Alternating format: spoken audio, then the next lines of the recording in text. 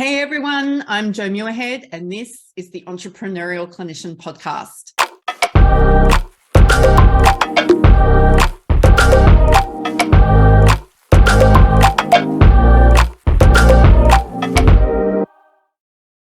And welcome to another episode of the Entrepreneurial Clinician podcast, where we talk about the issues that enable health professionals to keep doing great work without sacrificing themselves. I'm your host, Jo Muirhead. I'm a career-loving mum, a coffee snob, a private practice owner, and coach for health professionals in private practice who want to grow without burning out. Now, this episode I'm calling System Overload and Why You Need to Change. Now, in preparing for this episode, I discovered that I could talk about aspects of this statement, system overload and why you need to change, for hours. But I promised not to do that. I've actually got a watch with a timer here beside me because I am very committed to making sure that these are shorter podcasts that go for about 20 minutes so that you can take actionable content and go away and do something with it. So what I want to be able to focus on in this episode, and it might actually go over too, is I want to talk about a big picture system overload. I want to talk about private practice and health business owners and a system overload. And then I want to talk to you and your individual role in this thing we call system overload. What I'm not going to be talking about today, which I think I could spend an entire session talking about, is central nervous system overload in health professionals. So I might put that on the list. Let me know if that's something you would like me to speak into. So as I was researching for my book, The Entrepreneurial Clinician, I knew I needed to talk about an overloaded system because it was an overloaded system, health system primarily, that led me to become a private practice owner and then start to adopt entrepreneurial thinking. But since 2017, when I wrote the book and was doing all this research, 2017, this world has seen stuff. Like, we have seen natural disasters. Like in Australia, we went from bushfires to floods really, really quickly about the same time as the pandemic started. And then we had all sorts of internal changes happening with one of our really big insurance schemes here. We've had incredible political unrest in parts of the world where we never expected to see it happen the way that it happened. And that there's been civil unrest, and it's unprecedented. Like I don't remember civil unrest like this, except when I was watching what was going on with the Troubles back in Ireland in the 70s when I was a tiny little person. We've had new wars start in parts of the world. And of course, we've had the pandemic. The pandemic. So I don't know about you, but I wasn't alive when we had the Spanish flu. So this pandemic, COVID-19, was brand new for me, and it has affected and interrupted and disrupted the world, including health, like we've never seen before. And what COVID-19 did was it shone a spotlight on all the healthcare systems that were already overloaded. So before the COVID era, we had in Western countries an epidemic of burned out health professionals. I wrote about it. People were burning out. We weren't talking about it anywhere near as much as we talk about it now. It was done in secret. It was done in silence. It was a dirty word.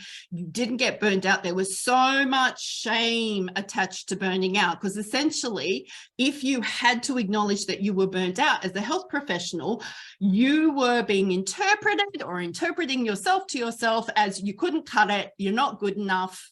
And health professionals fear that level of judgment. But then COVID hit, and we as overloaded, overburdened, psychologically unsafe health professionals, we just got stuck in and did it.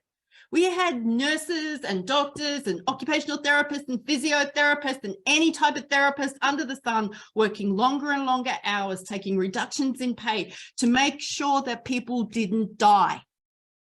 Like, that is what we do as health professionals. None of us went to school, to health professional school, to learn how to manage a pandemic. We went to school to learn how to help people who were in pain. And we will always come back to this desire to help people. It's ingrained in us. Otherwise, we would have chosen to do different types of training. We would have chosen marketing or business or architecture or zoology. But we want to help people. That's why we exist. And today we are living with levels of burnout in our health professionals that are so extreme that in Australia, we are actually seeing a reported trend of increased suicide in hospital registrars, dentists, and veterinarians. And that's just the data that's being collected. Now, I know the same is true in the United States, but I actually don't have access to up-to-date relevant post-COVID data. So if anybody's got that and you want to share it with me, send a link to hello@joemuirhead.com, and I would love to include that in our show notes. The health system, the demand on any health system in any Western country, because I am talking from that privilege, is enormous. Now, in Australia, one of the problems that I see that we are facing is we have a universal healthcare system of sorts. It's called Medicare. But when Medicare was enacted in the 1980s, it was to give every Australian citizen access to emergency care because people didn't have access to emergency care before the 1980s. So in my lifetime in Australia, we've not always had this perception of free healthcare. It's only since the 1980s is there a perception that healthcare should be free. And it's not free, you pay for it with your taxes, but anywho. But what's actually happened since the 1980s is that emergency medicine is no longer the thing that's killing people, it's chronic health issues. And we don't have a health system that is funded to deal with chronic health issues. Yeah. Hence the problem. I have a suspicion that this is the problem that we also see in Great Britain, but I don't know. I'm not there and I'm not working in the system, but we take a lot of our advice from Great Britain and then we watch what's going on in the United States. But what I say is the demand on our health systems is enormous. It can't keep up, right? And again, I am saying this as a privileged white middle-class woman who lives in a wealthy Western country. Okay, that's the lens that I live my life through. And when I say that there's not enough talent or the burden is so great, we just don't have enough talent. So one of the things that COVID did here in Australia is we shut our borders. We are an island. We stopped letting people come in or go out. Now, I had been in my last employment role back in the zeros of the 2000s. We were doing most of our recruiting from overseas health professionals, South Africa, Great Britain, Canada, the USA. That is how we were getting enough talent to fulfill the need back then. That hasn't changed. You spend any time in an Australian hospital and you're going to meet people from all over the world. We have such a multicultural expectation now, or service delivery expectation now in our health system, regardless of whether it's public or private. There's just people from all over the world. But COVID shut that down. So we lost all this talent, which meant all the resources went. So then if you were allowed to stay in the country and able to keep working because you weren't sick and you weren't dying from COVID anyway, then you know what? You were doing more and more and more and more work. And you could see the queues out of the emergency departments at the hospitals. You could see the people camping outside.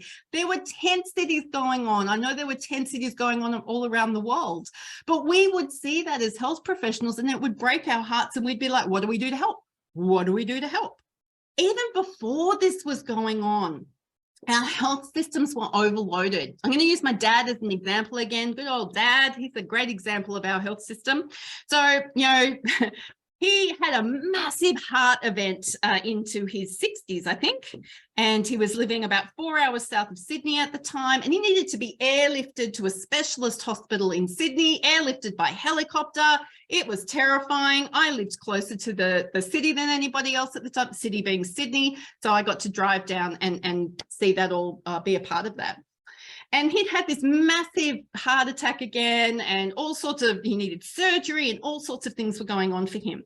After he'd been in hospital, I can't even remember how many days now, but how he was discharged was a nurse came and said to him, "Hey, Mr. Muirhead, do you think you're ready to go home? Because we need your bed."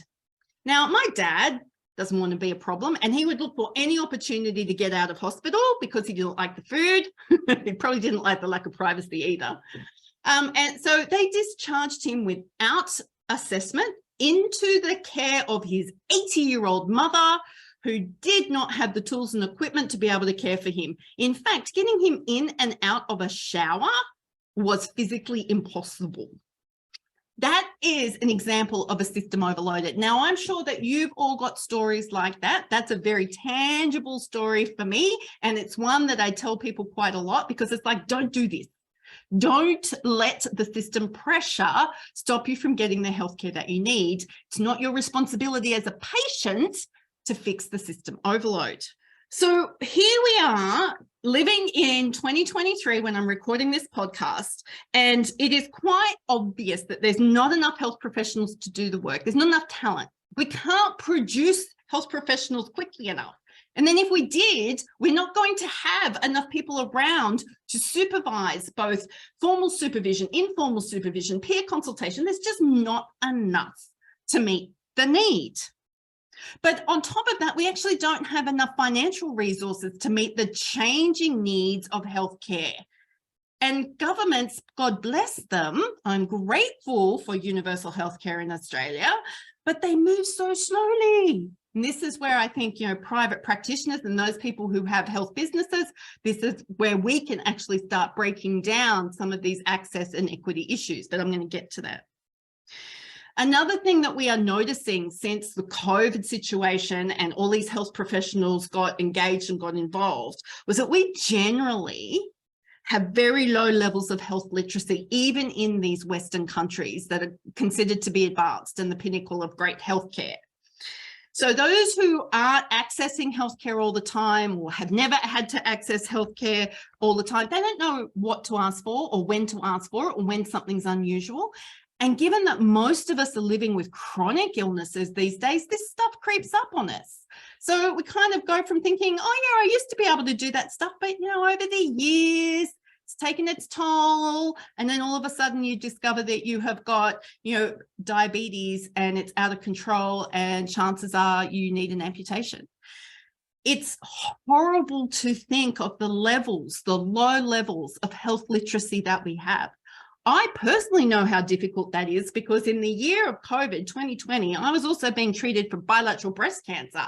And I found it so freaking difficult to navigate my hospital and health systems. It terrified me to think of the people in the waiting room who didn't know how to advocate for themselves the way I did. That was a really, really confrontational moment for me. So we have these huge access issues. People don't know what to ask for. They don't know it's available. They don't know when it's available. They don't know how to use it. They don't know how to go. They don't know, oh, when you say sugar, I thought you just meant stop putting sugar in my coffee every day. I didn't realize you meant stop drinking Coke. Like, they're the levels of health literacy that we've got problems with. And I'm not even touching the surface of equity issues today. And there's other people who can speak into that much better than me. So I'm going to leave that one right alone.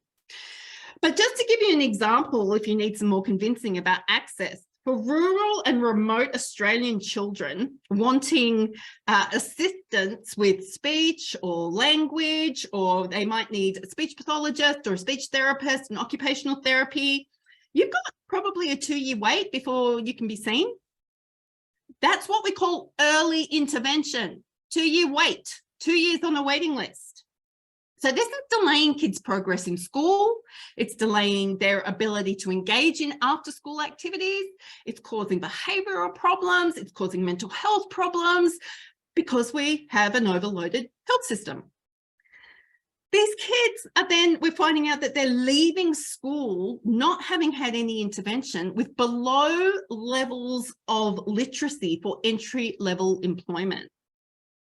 I was speaking to a speechy, that's an Australian term, a speech therapist or a speech pathologist who works and lives in the Northern Territory of Australia. And she explained to me that she is working with high school children who have third generation. They are the third generation in their family to have functional illiteracy. Basically, they can't go and fill out a form on their own. They wouldn't be able to create a job application on their own. These are usually families with at least 3 generations of unemployment. And I'm not talking about an Aboriginal or Torres Strait Islander community here at all. I mean, if that's what's going on in the Northern Territory with our non-Aboriginal and Torres Strait Islander community, then holy heck, have we got some work to do here about our Aboriginal and Torres Strait Islander or any Indigenous community. And if you've never understood the link between literacy and health, please go Google it, because if you do not have literacy, then you are likely to experience incredible ill health. Your morbidity and your mortality, it goes through the roof. It's very, very important for health professionals to understand that, because the way we create our internal systems and what we ask clients to do needs to reflect that. So our health systems don't have enough talent, or if they do, they have very inexperienced talent. We have limited opportunities for supervision, opportunities for case consultation. And then we've got all these experienced clinicians who are leaving our larger health systems to go into private because they've got greater control and because they don't believe the system is actually there to help people get better anymore, because funding isn't limitless. We don't have access to open checks. In fact, we feel like the funders, the insurers, the governments, the regulators are making it harder and harder and harder and more compliance driven to allow us to even practice. So there's more and more rules to follow. And then we as clinicians, we just want to help people. So our health systems are overloaded. So let me talk about private practice or private ownership of health businesses. Now, I'm a huge advocate of private practice. I truly believe, have the experience, public and private, that private practice is the way we can make a change in health the way we want it to. If enough people in private practice start saying no to the powers that be, there will have to be change. But I digress. So when clinicians get the idea that they want to be a private practice owner, or they want to open a group, or bring on an associate, or bring on a contractor, or build some type of business, we often do this from a place of meeting need. Our clinical hat is still on. Our clinical head is still on. You don't understand in the beginning that you need to grow in leadership and management, which are two different things, by the way. You need to be able to lead people, including yourself. You need to be able to manage people and resources, including yourself. You've got to learn about HR. You've got to learn about corporate governance. Then you've got to become the chief financial officer, the chief operational officer, the chief technology officer, and then the chief executive officer. And you've got no clue what any of that means. Seriously, none of us went to school to learn how to do that.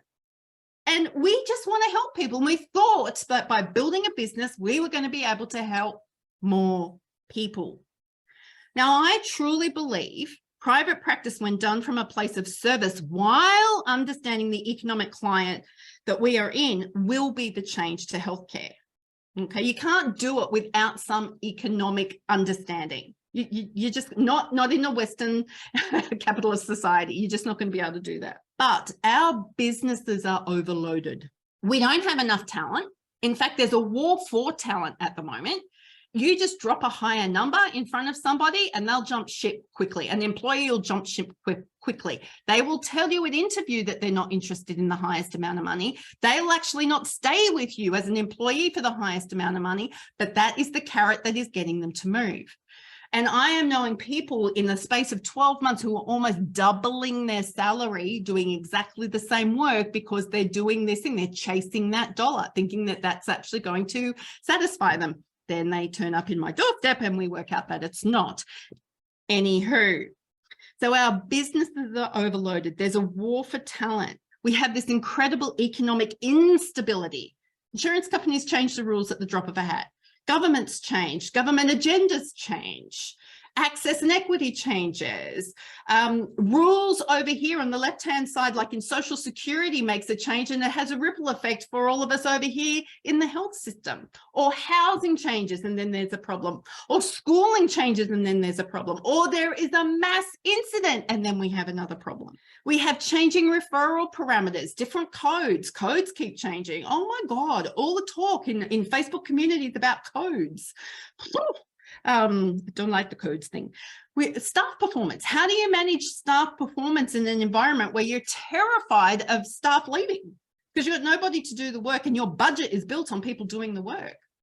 Better still, how do you let somebody go knowing that you're not going to be able to replace them. I mean, this is the stuff that is keeping health business owners, group practice owners awake at night. It's like, I can't meet my budget if I don't have enough bums in the seat doing the work, seeing the people, but they're not doing the work or seeing the people. And it's just this massive anxiety story. So staff performance is a huge issue. And then everything starts to fall on the business owner's shoulders again, or on their neck, or on their head, or in their gut, wherever it is you feel the stress and tension. So that the health business owner becomes stressed, they're burned out, or they're burned, they feel betrayed, they're exhausted, and they just threaten to burn the whole thing to the ground.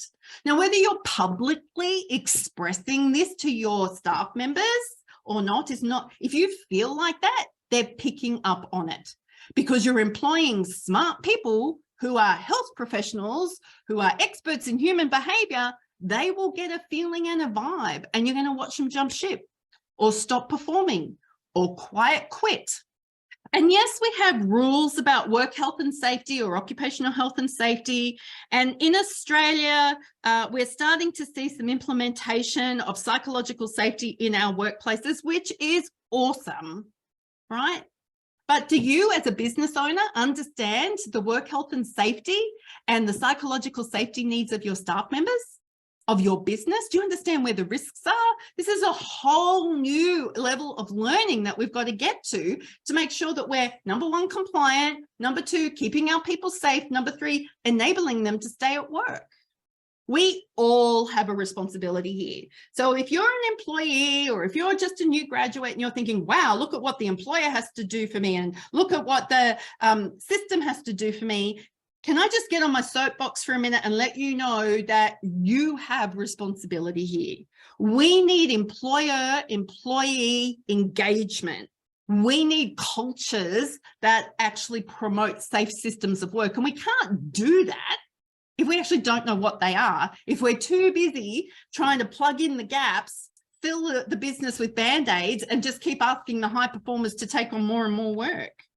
So you actually need to turn your high performers into leaders in your business if they want to. And then you've actually got to go and look at your emerging leaders. So you've actually got to become a leadership development person. But you, dear individual listening to this, you have a responsibility here as well.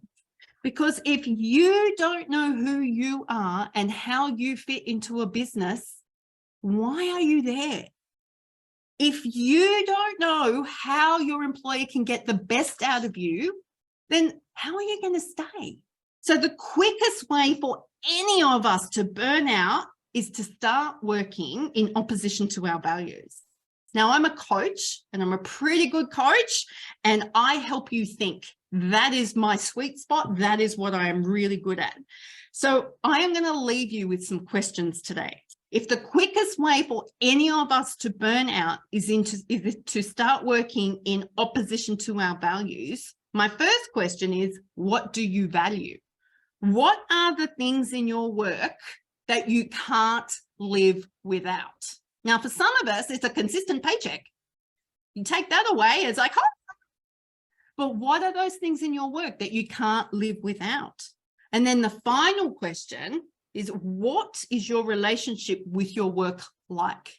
And there's a whole discussion here about presenteeism, quiet quitting, and work addiction, which we will have another day. Health professionals, I want to see us continue to do good work and last the distance, because it concerns me that we are going to have generations of people trying to access healthcare, and the most experienced person in the room has maybe 3 years experience. That concerns me. So how do we stay the course? How do we end up with generations of people in the health system passing down the knowledge, adding to the body of knowledge, feeling well enough and strong enough and vibrant enough and passionate enough to keep going? Because no one can do this for you. And regardless of where you're employed, you have a responsibility to engage in a safe system of work. And if you don't know how to do that, then we really need to have a chat. Now, this is a brand new podcast, so I would love you to help me help you. So if you've enjoyed what you've heard today, if you got something of note out of this, if you thought there was something interesting, if you listened to the whole thing, please, I need your feedback. And the way you can give me your feedback is to rate, review, and share this episode on your social stories or on social media anywhere. Because the more people who are rating and reviewing, the more people are going to be able to find this podcast, and we can then progress the conversation and add to the body of knowledge. So I'm your host, Jo Muirhead, and I'm looking forward to speaking to you again.